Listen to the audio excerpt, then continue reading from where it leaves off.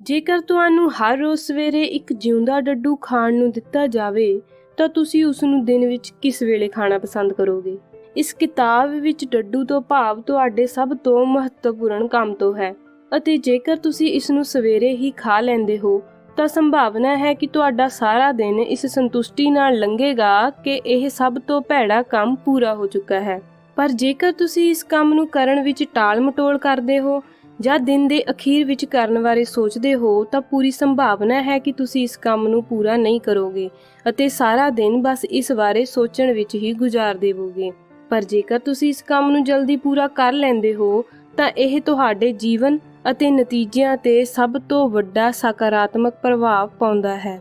ਅੱਜ ਤੋਂ ਪਹਿਲਾਂ ਕਦੇ ਵੀ ਸਾਡੇ ਕੋਲ ਅੱਜ ਤੋਂ ਜ਼ਿਆਦਾ ਸੰਭਾਵਨਾਵਾਂ ਅਤੇ ਮੌਕੇ ਆਪਣੇ ਗੋਲਜ਼ ਨੂੰ ਪੂਰਾ ਕਰਨ ਲਈ ਨਹੀਂ ਸਨ।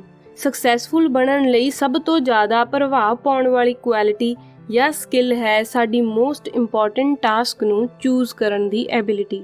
ਸਿਰਫ ਇਸ ਨੂੰ ਸਿਲੈਕਟ ਹੀ ਨਹੀਂ ਕਰਨਾ ਜਾਂ ਇਸ 'ਤੇ ਸੋਚਦੇ ਹੀ ਨਹੀਂ ਰਹਿਣਾ, ਬਲਕਿ ਇਸ 'ਤੇ ਤੁਰੰਤ ਐਕਸ਼ਨ ਲੈਣਾ ਹੈ ਅਤੇ ਇਸ ਨੂੰ ਤੇਜ਼ ਅਤੇ ਵਧੀਆ ਢੰਗ ਨਾਲ ਪੂਰਾ ਕਰਨਾ ਹੈ। Frog eating. ਡੱਡੂ ਖਾਣ ਦਾ ਪਹਿਲਾ ਰੂਲ ਹੈ ਕਿ ਜੇਕਰ ਤੁਸੀਂ 2 ਡੱਡੂ ਖਾਣੇ ਨੇ, ਭਾਵ 2 ਸਭ ਤੋਂ ਜ਼ਿਆਦਾ ਮਹੱਤਵਪੂਰਨ ਕੰਮ ਕਰਨੇ ਨੇ, ਤਾਂ ਪਹਿਲਾਂ ਉਹਨਾਂ ਵਿੱਚੋਂ ਜ਼ਿਆਦਾ ਭੈੜੇ ਨੂੰ ਖਾਓ। ਦੂਸਰਾ ਰੂਲ ਹੈ ਕਿ ਜੇਕਰ ਤੁਹਾਨੂੰ ਇੱਕ ਜਿਉਂਦਾ ਡੱਡੂ ਖਾਣਾ ਹੀ ਪੈਣਾ ਹੈ ਤਾਂ ਬਹੁਤ ਸਮੇਂ ਤੱਕ ਇਸ ਨੂੰ ਬੈਠ ਕੇ ਦੇਖਦੇ ਰਹਿਣ ਨਾਲ ਤੁਹਾਨੂੰ ਕੁਝ ਵੀ ਮਿਲਣ ਵਾਲਾ ਨਹੀਂ ਹੈ, ਬਲਕਿ ਇਸ ਨੂੰ ਛੇਤੀ ਤੋਂ ਖਤਮ ਕਰ ਦਿਓ। ਇਸ ਨੂੰ ਟੇਕ ਐਕਸ਼ਨ ਇਮੀਡੀਏਟਲੀ ਜਾਂ ਐਕਸ਼ਨ ਓਰੀਐਂਟੇਸ਼ਨ ਕਹਿੰਦੇ ਨੇ। ਬਹੁਤ ਸਾਰੀਆਂ ਸਟੱਡੀਜ਼ ਤੋਂ ਪਤਾ ਚੱਲਿਆ ਹੈ ਕਿ ਜਿਹੜੇ ਵਿਅਕਤੀਆਂ ਦਾ ਪੇ ਸਕੇਲ ਜ਼ਿਆਦਾ ਹੁੰਦਾ ਹੈ ਜਾਂ ਜਿਨ੍ਹਾਂ ਦਾ ਪ੍ਰਮੋਸ਼ਨ ਛੇਤੀ ਹੋ ਜਾਂਦਾ ਹੈ ਉਹ ਐਕਸ਼ਨ ਓਰੀਐਂਟਡ ਹੁੰਦੇ ਨੇ, ਭਾਵ ਉਹ ਸਿੱਧੇ ਆਪਣੇ ਮੇਜਰ ਟਾਸਕ 'ਤੇ ਕੰਮ ਕਰਨਾ ਸ਼ੁਰੂ ਕਰ ਦਿੰਦੇ ਨੇ। ਸਿੰਗਲ ਮਾਈਂਡਡ ਹੋ ਕੇ ਟਾਸਕ ਦੇ ਪੂਰਾ ਹੋਣ ਤੱਕ ਆਪਣੇ ਆਪ ਨੂੰ ਡਿਸਿਪਲਿਨ ਵਿੱਚ ਰੱਖਦੇ ਨੇ। ਇਸ ਦਾ ਪਹਿਲਾ ਪ੍ਰਿੰਸੀਪਲ ਹੈ ਥਿੰਕ ਔਨ ਪੇਪਰ। ਇਹ ਟੀਚਿਆਂ ਨੂੰ ਨਿਰਧਾਰਿਤ ਕਰਨ ਅਤੇ ਪ੍ਰਾਪਤ ਕਰਨ ਲਈ ਇੱਕ ਬਹੁਤ ਹੀ ਪ੍ਰਭਾਵੀ ਫਾਰਮੂਲਾ ਹੈ ਜਿਸ ਨੂੰ ਤੁਸੀਂ ਆਪਣੀ ਸਾਰੀ ਜ਼ਿੰਦਗੀ ਵਰਤ ਸਕਦੇ ਹੋ। ਇਸ ਵਿੱਚ 7 ਸਧਾਰਨ ਕਦਮ ਨੇ। ਪਹਿਲਾ ਕਦਮ, ਸਹੀ ਫੈਸਲਾ ਕਰੋ ਕਿ ਆਖਰ ਤੁਸੀਂ ਕੀ ਕਰਨਾ ਚਾਹੁੰਦੇ ਹੋ। ਦੂਸਰਾ ਕਦਮ, ਹੁਣ ਇਸ ਨੂੰ ਲਿਖ ਲਵੋ ਕਿਉਂਕਿ ਜਿਹੜੇ ਗੋਲਸ 'ਤੇ ਅਸੀਂ ਬਿਨਾਂ ਲਿਖੇ ਕੰਮ ਕਰਦੇ ਹਾਂ ਉਹ ਅਕਸਰ ਉਲਝਣ ਅਤੇ ਅਨੇਕਾਂ ਗਲਤੀਆਂ ਪੈਦਾ ਕਰਦੇ ਨੇ। ਤੀਸਰਾ ਕਦਮ, ਆਪਣੇ ਗੋਲ ਨੂੰ ਪੂਰਾ ਕਰਨ ਦਾ ਇੱਕ ਨਿਰਧਾਰਿਤ ਸਮਾਂ ਸੈੱਟ ਕਰੋ। ਚੌਥਾ ਕਦਮ, ਹਰ ਉਸ ਚੀਜ਼ ਜਾਂ ਕੰਮ ਦੀ ਸੂਚੀ ਬਣਾਓ ਜੋ ਤੁਹਾਨੂੰ ਆਪਣੇ ਗੋਲ ਨੂੰ ਪੂਰਾ ਕਰਨ ਲਈ ਕਰਨਾ ਪਵੇਗਾ। ਪੰਜਵਾਂ ਕਦਮ, ਹੁਣ ਸਾਰੇ ਟਾਸਕ ਵਿੱਚੋਂ ਡਿਸਾਈਡ ਕਰੋ ਕਿ ਤੁਹਾਨੂੰ ਪਹਿਲਾਂ ਕੀ ਕਰਨ ਦੀ ਜ਼ਰੂਰਤ ਹੈ ਅਤੇ ਇਸ ਤੋਂ ਬਾਅਦ ਕੀ। ਛੇਵਾਂ ਕਦਮ, ਆਪਣੇ ਪਲਾਨ 'ਤੇ ਉਸੇ ਵਕਤ ਐਕਸ਼ਨ ਲਵੋ।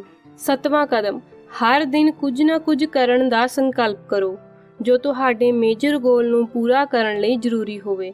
ਆਪਣੇ ਟੀਚਿਆਂ ਬਾਰੇ ਹਰ ਰੋਜ਼ ਸੋਚੋ। ਹਰ ਸਵੇਰ ਦਿਨ ਸ਼ੁਰੂ ਹੋਣ ਤੋਂ ਪਹਿਲਾਂ ਆਪਣੇ ਸਭ ਤੋਂ ਮਹੱਤਵਪੂਰਨ ਕੰਮ ਕਰਨ ਲਈ ਐਕਸ਼ਨ ਲਵੋ। ਦੂਸਰਾ ਪ੍ਰਿੰਸੀਪਲ ਹੈ plan every day in advance. ਇਸ ਵਿੱਚ 6P ਫਾਰਮੂਲਾ ਵਰਤਿਆ ਜਾਂਦਾ ਹੈ ਜੋ ਕਿ ਹੈ proper prior planning prevent poor performance. ਸਾਰੇ ਦਿਨ ਵਿੱਚ ਕੀਤੇ ਜਾਣ ਵਾਲੇ ਕੰਮਾਂ ਨੂੰ ਪਲਾਨ ਕਰਨ ਵਿੱਚ ਲਗਾਏ ਗਏ 10 ਤੋਂ 15 ਮਿੰਟ ਤੁਹਾਡੇ ਸਾਰੇ ਦਿਨ ਵਿੱਚ 2 ਤੋਂ 3 ਘੰਟੇ ਬਚਾ ਸਕਦੇ ਨੇ। ਅਗਲੇ ਦਿਨ ਕੀਤੇ ਜਾਣ ਵਾਲੇ ਕੰਮਾਂ ਦੀ ਲਿਸਟ ਤੁਸੀਂ ਇੱਕ ਦਿਨ ਪਹਿਲਾਂ ਰਾਤ ਨੂੰ ਸੌਣ ਤੋਂ ਪਹਿਲਾਂ ਬਣਾ ਲਵੋ, ਜਿਸ ਨਾਲ ਤੁਹਾਡਾ ਸਬਕੌਂਸ਼ੀਅਸ ਮਾਈਂਡ ਸਾਰੀ ਰਾਤ ਉਸ ਲਿਸਟ 'ਤੇ ਕੰਮ ਕਰੇਗਾ ਅਤੇ ਇਸ ਤਰ੍ਹਾਂ ਤੁਸੀਂ ਆਪਣੇ ਕੰਮਾਂ ਨੂੰ ਤੇਜ਼ ਅਤੇ ਵਧੀਆ ਤਰੀਕੇ ਨਾਲ ਪੂਰਾ ਕਰਨ ਲਈ ਸਵੇਰੇ ਵਧੀਆ ਆਈਡੀਆਜ਼ ਨਾਲ ਉੱਠੋਗੇ। ਇਸ ਲਈ ਤੁਹਾਨੂੰ ਸਿਰਫ ਇੱਕ ਪੈਨ ਪੇਪਰ ਦੀ ਹੀ ਲੋੜ ਹੈ ਜਾਂ ਫਿਰ ਤੁਸੀਂ ਆਪਣੇ ਮੋਬਾਈਲ ਫੋਨ ਵਿੱਚ ਇਹ ਕੰਮ ਨੋਟ ਕਰਨ ਲਈ ਕਿਸੇ ਐਪਲੀਕੇਸ਼ਨ ਦੀ ਵਰਤੋਂ ਕਰ ਸਕਦੇ ਹੋ। ਹੁਣ ਅੱਗੇ ਗੱਲ ਕਰਦੇ ਹਾਂ ਕਿ ਆਪਣੇ ਟਾਸਕਸ ਦੀ ਲਿਸਟ ਬਣਾਉਣੀ ਕਿਵੇਂ ਹੈ।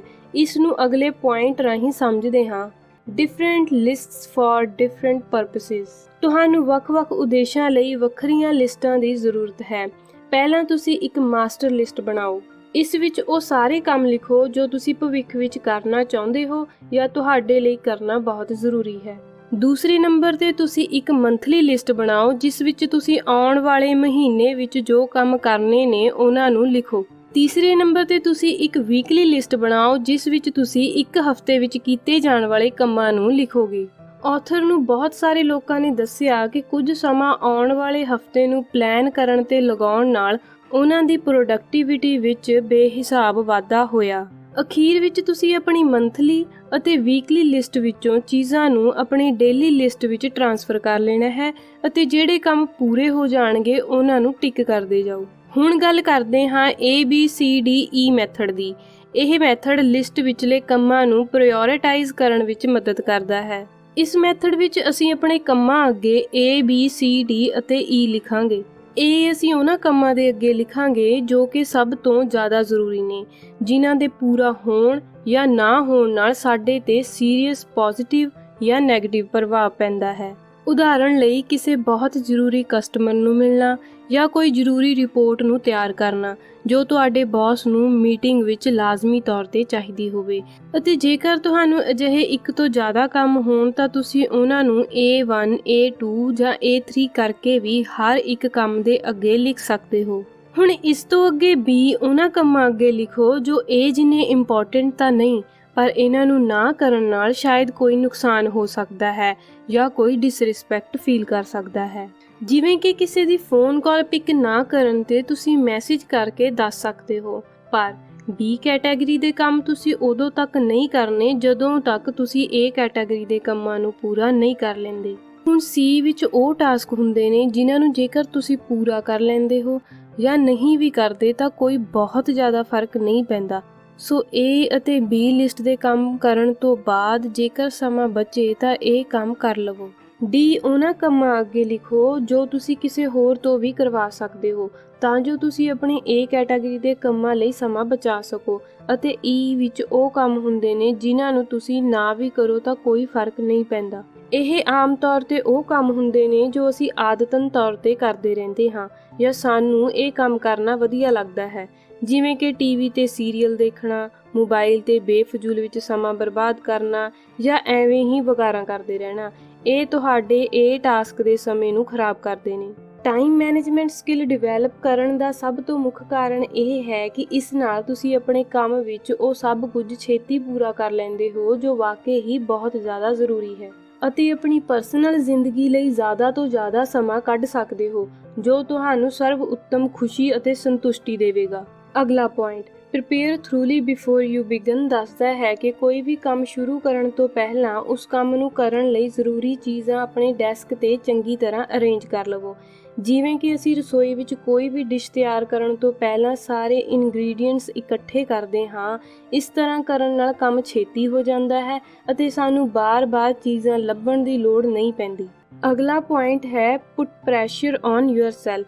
ਇਹ ਦੁਨੀਆ ਉਹਨਾਂ ਲੋਕਾਂ ਨਾਲ ਭਰੀ ਹੋਈ ਹੈ ਜੋ ਇੰਤਜ਼ਾਰ ਕਰ ਰਹੇ ਨੇ ਕਿ ਕੋਈ ਅਜਿਹਾ ਇਨਸਾਨ ਆਵੇ ਜੋ ਉਹਨਾਂ ਨੂੰ ਉਹ ਕਰੀਅਰ ਬਣਾਉਣ ਜਾਂ ਕੰਮ ਕਰਨ ਲਈ ਮੋਟੀਵੇਟ ਕਰੇ ਜੋ ਉਹ ਅਸਲ ਵਿੱਚ ਕਰਨਾ ਚਾਹੁੰਦੇ ਨੇ, ਪਰ ਜ਼ਿਆਦਾਤਰ ਅਜਿਹਾ ਕੋਈ ਇਨਸਾਨ ਨਹੀਂ ਆਉਂਦਾ। ਇਹ ਲੋਕ ਅਜਿਹੀ ਸੜਕ ਤੇ ਬੱਸ ਦਾ ਇੰਤਜ਼ਾਰ ਕਰ ਰਹੇ ਨੇ ਜਿੱਥੋਂ ਕੋਈ ਬੱਸ ਲੰਘਦੀ ਹੀ ਨਹੀਂ। ਜ਼ਿਆਦਾਤਰ ਲੋਕ ਆਪਣੇ ਡ੍ਰੀਮ ਕਰੀਅਰ ਅਤੇ ਕੋਈ ਹੋਰ ਕੰਮ ਕਰਨ ਲਈ ਆਪਣੇ ਆਪ ਨੂੰ ਖੁਦ ਮੋਟੀਵੇਟ ਨਹੀਂ ਕਰਦੇ। ਸਿਰਫ 2% ਲੋਕ ਹੀ ਹੁੰਦੇ ਨੇ ਜੋ ਆਪਣਾ ਕੰਮ ਪੂਰੀ ਤਰ੍ਹਾਂ ਬਿਨਾਂ ਕਿਸੇ ਦੂਸਰੇ ਇਨਸਾਨ ਦੇ ਸੁਪਰਵਿਜ਼ਨ ਤੋਂ ਕਰਦੇ ਨੇ ਅਤੇ ਅਸੀਂ ਇਹਨਾਂ ਲੋਕਾਂ ਨੂੰ ਲੀਡਰ ਕਹਿੰਦੇ ਹਾਂ। ਤੁਹਾਨੂੰ ਵੀ ਇਹਨਾਂ 2% ਵਿਅਕਤੀਆਂ ਦੀ ਗਿਣਤੀ ਵਿੱਚ ਆਉਣਾ ਚਾਹੀਦਾ ਹੈ। ਤੁਸੀਂ ਵੀ ਆ ਸਕਦੇ ਹੋ ਜੇਕਰ ਤੁਸੀਂ ਅਜਿਹੇ ਬਣਨ ਦਾ ਪੱਕਾ ਇਰਾਦਾ ਕਰ ਲੈਂਦੇ ਹੋ। ਉਮੀਦ ਕਰਦੇ ਹਾਂ ਕਿ ਇਸ ਬੁੱਕ ਸਮਰੀ ਤੋਂ ਤੁਹਾਨੂੰ ਜ਼ਰੂਰ ਕੁਝ ਸਿੱਖਣ ਨੂੰ ਮਿਲੇਗਾ। ਇਸ ਕਿਤਾਬ ਵਿੱਚ ਇਸ ਸਭ ਤੋਂ ਇਲਾਵਾ ਵੀ ਬਹੁਤ ਸਾਰੀਆਂ ਗੱਲਾਂ ਸਿੱਖਣਯੋਗ ਨੇ। ਜੇਕਰ ਤੁਸੀਂ ਚਾਹੋ ਤਾਂ ਇਸ ਕਿਤਾਬ ਨੂੰ ਹੇਠਾਂ ਡਿਸਕ੍ਰਿਪਸ਼ਨ ਵਿੱਚ ਦਿੱਤੇ ਲਿੰਕ ਤੇ ਕਲਿੱਕ ਕਰਕੇ ਖਰੀਦ ਸਕਦੇ ਹੋ। ਵੀਡੀਓ ਚੰਗੀ ਲੱਗੀ ਤਾਂ ਲਾਈਕ ਜ਼ਰੂਰ ਕਰਨਾ ਅਤੇ ਇਸੇ ਤਰ੍ਹਾਂ ਬੁੱਕ ਸਮਰੀ ਸੁਣਨ ਲਈ ਪੰਜਾਬੀ ਆਡੀਓ ਵਰਲਡ ਚੈਨਲ ਨੂੰ ਸਬਸਕ੍ਰਾਈਬ ਕਰੋ। ਧੰਨਵਾਦ।